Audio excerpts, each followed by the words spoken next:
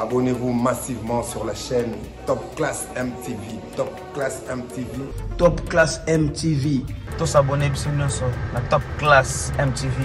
Awande tozwara source ya masolo ya information nyonso bolingaka ya divertissement nyonso théâtre ya film ya bien. Ba vérité, ba sango ya musique, ba sango ya politique, makambo ezoleka na mboka, makambo ya bale, una tobelaka nyonso. Tous abonnés, ça va nous a bien makambo bitoko chaîne Asika. Donc Top Class MTV, abonnez-vous massivement, ma vraie chérie, votre tonton, pour la narara. Top Class, pour y avoir la top des top.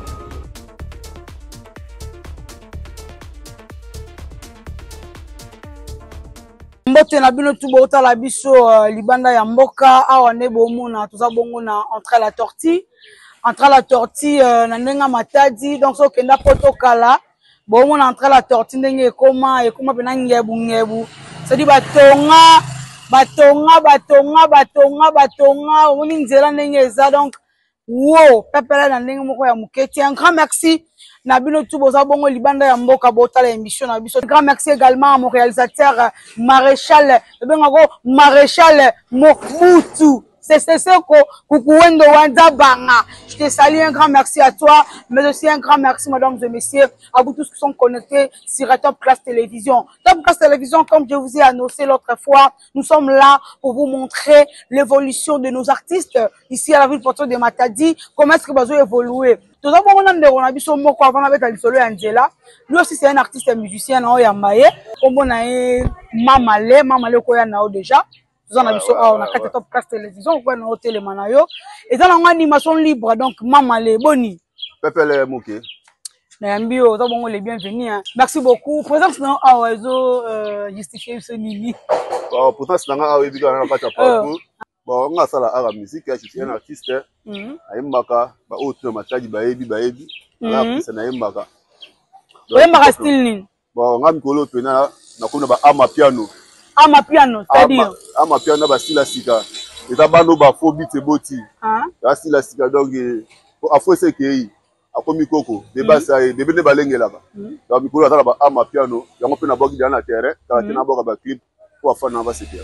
Ba style ko yemba eza boni. Bon ba style ba style délé. On a rap, on a typique, on a faux, on a regret, on a ba faux beat, on a ba donc ba style penez ebelo yemba bouton tunda pour na style oyo à s'adapter non que eux aussi ba on est pina fois dans non. Très bien, mais ba biso que na Matadi na Congo central musique na bino simbaraté. Bon, la musique ne tient pas, l'art ne tient pas, ça n'évolue pas. Voilà bien té. Ba ça confuser au simbaté na bomengo. Oh. Ko simbaté na bomengo po yobe ngisabi so ba événement ba kotaka té. Vraiment. Ba kotaka. Voilà ba té et simbaté ba possibilité ba artiste ba vivre vimo izate ke no avec artiste. Pour ça les locaux aux top. Et feeling à ma caisse, badini, bado beta partout, mais un artiste, au sein de l'eau, on se retrouve dans le très bien. Mais tellement ça, Moussala, so to lingi, Moussala makila, la botique pété. Tu peux tout à Salamara, tu as coupé la bombe. On veut pas ça là-bas. Pour riche, n'a pas fait tant de la rente, là, mon corps. Mais est-ce que ceux qui le loba beta yo moko, to ba beta bino ba ninga, est-ce que tu as plus ou moins 30 personnes? Bah, bah, quand tu vas au labino. Mais yo moko témoin, na 24 et 15, voilà, t'es. Non mais mutu soko c'est événement na yeye moko atie mayele na ye atie makambo na ye parce que bino pena mutu moko balobi que non lelo vraiment na benga mamale aya penza abeta avec un partenaire. Mais il faut mega ngoti so mbegino no confirmer pour que bambanga passe. Maintenant to mona te parce que to mona ba ine na bino ba benga bangwa esimba te. Omoni on a sorti on a des sortes nous les en la province Saint-Biso. On a nous la Facebook on a nous la TikTok on a réalité au mousseau on a bêti bela ba vie au tali pendant page ba vie mais ba bêta peut concert pas même 15 personnes mais mousseau au moins ba vie on a été mais bêti concert à s'il plaît on a différence on a bituma makasi on a bituma réseaux sociaux on a bituma live mais ngapa na live on a habité à place to bête bon il faut mettre moi mais ça la nzembo moko ça la maman na succès et ça la maman na carton nzembo on a position nango Bumatondolo Bumatondolo bon succès ya maman nzambe succès pe ba wela ngote moi na vie il faut vivre le rôle aveugle moi aveugle atoteli boki ya diamant et tondi ndako ayi ba valeur nango Aïe, on dit. Parce que mon toit, il y a tout fingi, tout fingi, bêtises ndengeni. Est-ce occupé? Occupé. Nous les avons dans le camp. Même il me pose à la victime à injure, il me dit, le pose à la victime. Alors pourquoi? Tilelo, balobela ngo. Mon vie auto mené oyo. Et a filmé au bout, ce qui est en vitesse. Moi, de ça, tambango, l'ongo, on a frein. C'est obika. Ah, donc, tout on a fait, qui t'a malé, mais tu me tamba ça. Tamba agiste. Vraiment, ndamba agiste, moto tenta mende makambo. Et si quoi, moko zona boma, moko zona matadi, évoluera comment? Bon, boma, na carrière musicale dans la bande na boma. Akina ape boma. Na boma tracien? Oui, na tava na boma. Na boma so tuni comme pena yeba na po tilelo blog betaka. OK. Ouais. Akina boma, famille pesa kuna, akina kin, mais siège na mito ndeko matadi.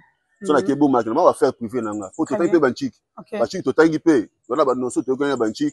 Donc ça so ba revenir. Na on ba te wala sala art, na ka mana art. Po na art revenir za mutu. D'ici fin mois on a lancé clip nanga ya Mobondo Sakina, za ama piano. Na lancé na Maradona. Na lancé na ba Ebi Mbonda. Na wapi mbongo, na 4 équipes na Rolandisa ngo 2 mois pour na tonda maman 8 na mona pe makalme. Toyoka siko moi akapela moko ya muke, moi lembo moko ya muke ya mboma tondolo otokotala bien après soko siso. Tabita za na nzoto na edenda za na nzoto na akoma koleka bayaya bakoma kotala mbume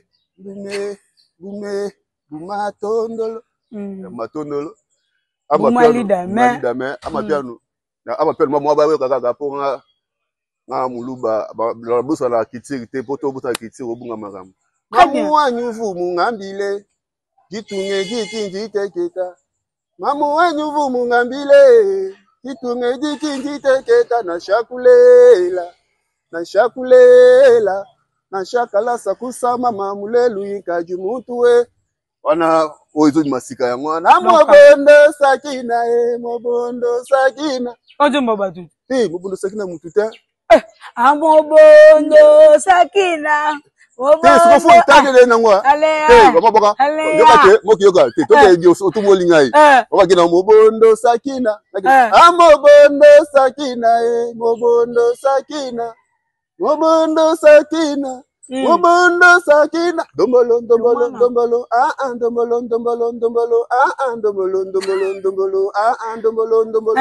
c'est bon mondeke vraiment tout ça à l'antiquité tout ça c'est mbai et poto pe pakamba mbai mais dans le temps faut foutre la ngandi mbo tu ya fois ouais moni la musique so zonga na antiquité ça le rôle là ozongisa bato bano ya lelo bayebi ndombolo te solo mais tant que so sona ndombo ba ifaye ba sala ngoti bakamangone ba sala ngoti osati ya beti mo eloko mo mais akoti mo eloko donc ça to copier te mais eza o ya biso ba sala fumo to zongisa ko pona biso mo et ça bato bana poto bato bana France bato bana États-Unis partout dans le monde bana posa ba yeba bana ba Kenya ti l'autre bimisa un grand artiste était ozo représenter RDC Jubson Butukondolo banda kenda ti lelo kopé si la raboyi parce que lelo toza na actualité za mo ebele to na événement ya bana classe ou na salaka et puis na ebité programme na yo eza nini par rapport ya ba activité mikolo bon programme nanga peneza honnête pour na ba fan nanga nyoso ba na elima malé na biki na sali temps ebele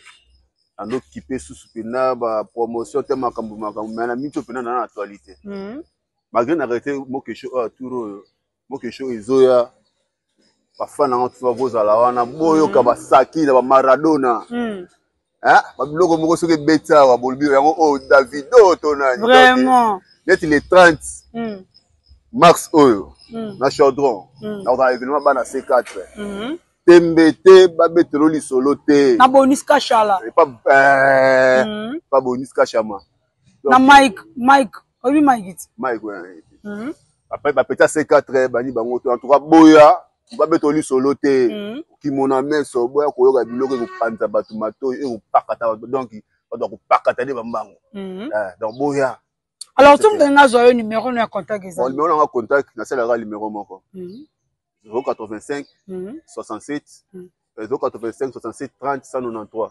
Abonnez-vous massivement sur la chaîne Top Class MTV. Top Class MTV. Top Class MTV. Tous abonnés biso nyonso na Top Class MTV. Awande tozwaka source ya masolo ya information nyonso bolingaka ya divertissement nyonso théâtre ya film ya bien. Ba vérité, ba sango ya musique, ba sango ya politique, makambo ezoleka na mboka, makambo ya bale, una tobelaka nyonso. Tous abonnés za na ba news bien makambo kitoko chaîne Asika. Yara netika na Hollywood na biso donc Top Class MTV. Abonnez-vous massivement ba vrai chéri, ba vrai tonton, pour la narara Top Class, oyango la top des top.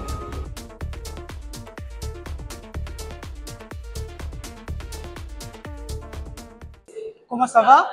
Je vais bien, et vous?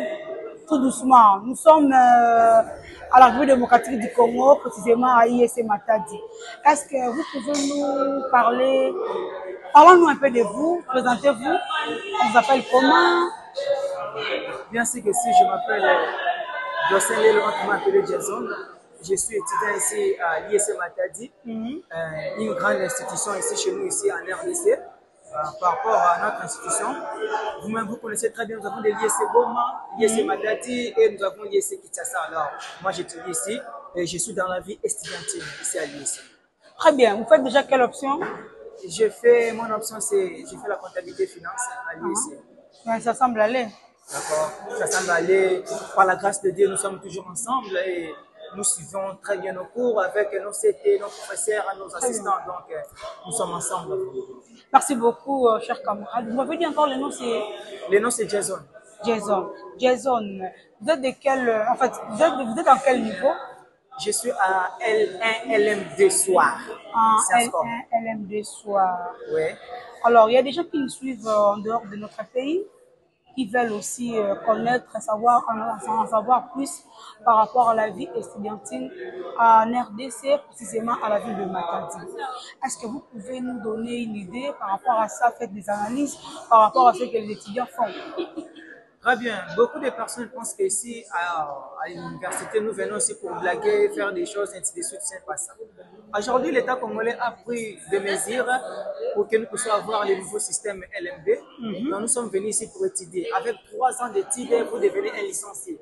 Donc, ce n'est pas une chose facile, donc vous devez étudier. Par rapport aux anciens systèmes qu'on utilisait, d'abord les G1, les G2, les G3, mais aujourd'hui, nous avons comblé. Tout est, je peux dire quoi, tout est par rapport à on a tout mélangé, tout mélangé pour que nous puissions avoir 53 ans, raison pour laquelle nous sommes ici à l'IEC. Alors, par rapport aux études, les études se passent quand même bien, parce que nous sommes bien formés. Je ne peux pas dire que nous sommes mal formés. Informés, donc vous me comprenez. Alors, pour dire que quand nous venons ici, nous étudions, les blabla là ne se passent plus comme avant, comme était avant. Vous allez voir des corruptions, à l'IEC, on vous donne des paysages, des bagarres. Non, ce n'est pas ça. Il y a des hommes intègres ici à l'IEC. Nous avons des filles, des femmes, des papas, ainsi de suite. Vous-même, vous les voyez. Je ne sais pas, nous sommes sur l'auditoire 14. Vous pouvez prendre quand même l'image, vous les verrez, que nous sommes en bon uniforme. Parlons un peu des blaisages. Vous nous avez dit qu'il n'y a plus de blaisages parce que nous sommes dans un nouvel système de LMD. Qu'entendez-vous par LMD? Est-ce que ça vous plaît? Ou bien vous êtes un peu frustré par rapport à ça? Quand on parle de notre système, du système LM2, donc nous avons la licence, master et doctorat en même temps, LM2. C'est un cycle, je peux dire.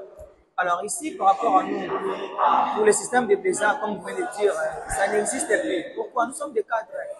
Donc, en ce moment, je félicite le gouvernement congolais pour avoir de bonnes décisions par rapport à nos étudiants, parce qu'auparavant, si les étudiants se fâchent, vous allez voir que la RDC donc, devient un pays vraiment troublant par rapport au quoi les étudiants vraiment faisaient des choses plutôt qui n'est pas vraiment bonne à faire. Mais aujourd'hui, les étudiants ont quand même la tranquillité, la compréhension par rapport à ce qu'ils font ici. Raison pour laquelle, vous qui n'êtes pas des étudiants, je vous encourage et je vous procure un conseil, venez étudier, parce que le fait de décrocher un titre ici à l'IEC, c'est une très bonne chose. C'est une très bonne chose. Oui, un petit conseil, j'aimerais bien d'avoir les étudiants intègres, parce que la vie étudiantine n'est pas une chose facile. Vous allez voir que d'autres étudiants viennent ici à l'IEC pour faire des photoshooting, faire ceci, cela. Mais en réalité des choses, nous sommes venus pour étudier. Vous allez voir que les cours se donnent dans l'auditoire, les autres sont à l'extérieur. Alors, demain, après-demain, ils vont nous dire que là-bas, c'est pas comme ça, là-bas, c'est pas comme ça, les sites sont mauvais, c'est pas ça. Donc, si vous suivez très bien les cours, vous allez voir que vous ferez aussi de très bonnes choses. Pour faire la distinction, ce n'est pas une chose facile. Vous devez toujours étudier, ainsi de suite. Les autres pensent que la vie estudiantine, c'est une vie, je ne sais pas, superbe, de VIP. Non, c'est pas ça. Donc, c'est une vie de concentration. La concentration, c'est mieux. Lorsque vous concentrez, donc, vous allez faire de très bonnes choses. Donc, ça, c'est un petit conseil, venez. Il ne faut pas être timide, vous devez être un homme intègre, intelligent, et ainsi de suite, pour que vous puissiez ouvrir les horizons de votre vie. C'est ça le problème. Merci beaucoup, c'est très gentil de votre part. Merci notre camarade à la personne de Jason. C'est une bonne chance pour vous. Je sais que beaucoup de gens se disent que ici les étudiants sont des gens qui sont immoraux. Parce que les personnes immorales ici à l'université. Les personnes, bien sûr que si, nous en avons. Alors, donc, ce sont des gens vraiment. Donc, je ne pourrais pas dire concernés d'abord en regardant les étudiants. Vous allez voir que d'autres étudiants sont vraiment des immatures. Il y a des cas exceptionnels. Ce n'est pas dit que tous les étudiants sont des hommes intègres et ainsi de suite. Non, il y en a d'autres aussi qui font des choses banales. La raison pour laquelle il y a des catégories, de différentes catégories, et il y a aussi de différentes personnes. On se comprend quand même. Malgré ça, on se comprend quand même. Merci beaucoup. D'accord. Bonne journée, bonne chance. Merci beaucoup, madame la journaliste.